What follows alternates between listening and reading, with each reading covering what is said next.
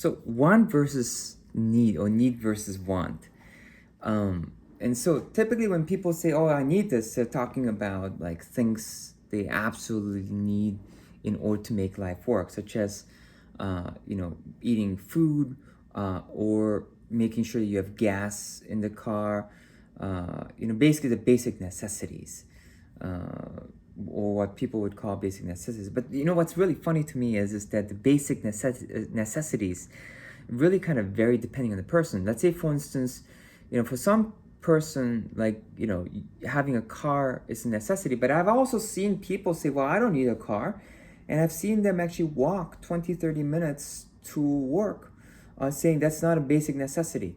And so what I found is that it's really interesting, and that's actually culturally true because, from where I come from, from in Korea, when I was in Korea, walking up to 20, 30 minutes to get to somewhere, and like that was normal. Like, it's like public transportation. But when I'd go to school, I'd walk about 30 to 40 minutes to school in the morning. And if I wanted to, I could take a bus ride, which would save me a little time. It would take me, if I remember correctly, about 20 minutes. It would save me about half the time.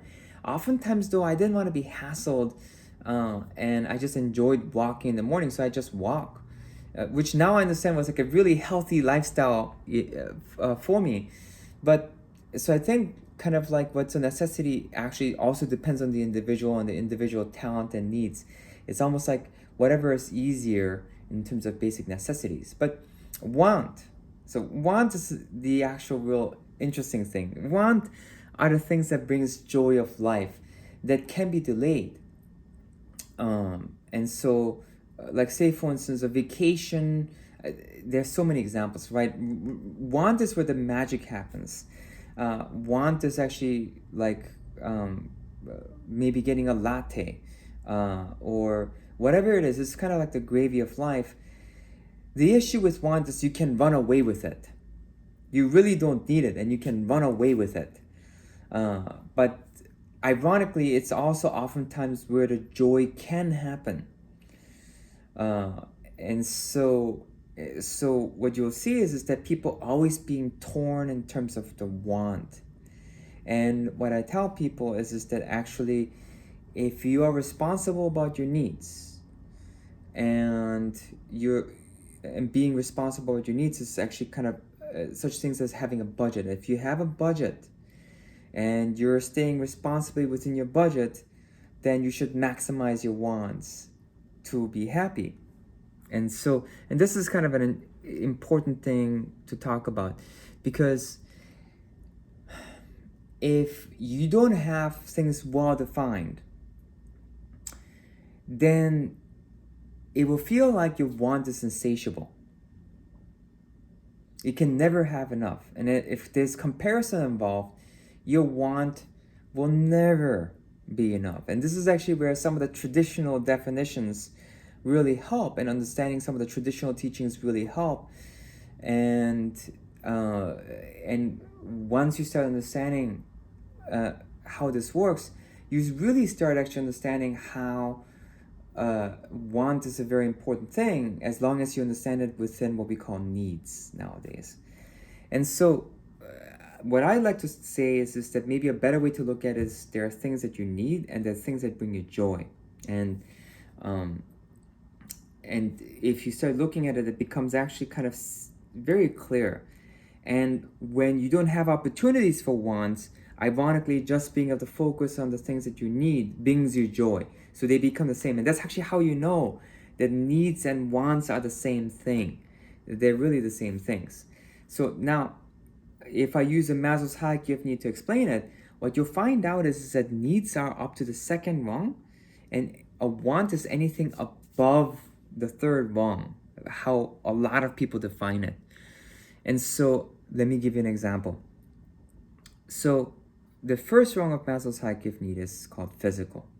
And that's actually where basic physical necessities are there, such as basically eating, having a shelter, a roof over your head, and being protected from the elements, essentially, is actually the first rung.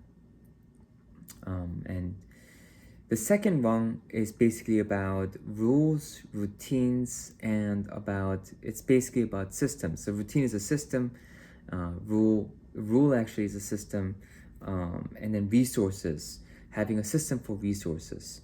And so it's basically about, I guess, rules, routines, and resources. And routine is basically how you follow the rules and how you manage your resources. So the 3 R's, I guess you could say that, right?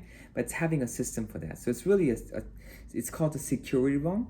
It's having a system for your security. What makes you secure? Are you gonna get your food? Do you know when you're gonna get your next food? Do you know when you're gonna get your next paycheck? And things like that. So those are what people call needs. But it's really interesting. And if you look at the above the hierarchy of needs, you start realizing, oh, wants are also needs. And it doesn't become clear that wants are needs until you actually study from this perspective. Because now, if you look above the second rung, belonging, vulnerability, love, and feeling safe in a relationship, intimacy, those are belonging rungs where you feel like you can be with a family and or with your friends and feel like you can be heard, you can be seen, you can be vulnerable, you can bond, there's loyalty, right? It's such a fundamental thing. Now it's really interesting if you have a family that is really struggling financially and the parents, all they can do is actually just earn money and bring food on the table. Oftentimes actually doing anything family oriented will seem like a superfluous want, and you see that. And it's kind of interesting because I experienced Korea when it was still a developing country, in the a little bit in the 70s and into the 80s. And then Korea started really changing in the 90s. It really started becoming economically much more affluent, where now it's just really affluent economically, and it has all the benefits of modernity. But before that was the case, it was really interesting because there were a lot of families who were just working so hard to just put food on the table. And a lot of the things that nowadays we would think of as a given, showing affection and taking time together, going on vacations, family bonding time, eating out, they were all considered to be superfluous things. And actually, affection was giving you food. Actually, when someone gave you food, like there was a lot of gratitude just receiving food. It was like, oh my gosh, thank you for putting this food on my table. And so you can see that actually showing affection outside of the practicalities of life almost was kind of if you're looking for something like that, you're spoiled actually to a great extent. And I'm not talking about whether that's right or not. I mean, in reality, of course, that being able to do that during these difficult times is actually what necessity is. And actually, ironically, those are the kind of things that spirituality or religion used to teach, right? Be affectionate, be grateful, and show your affection even if you don't have anything.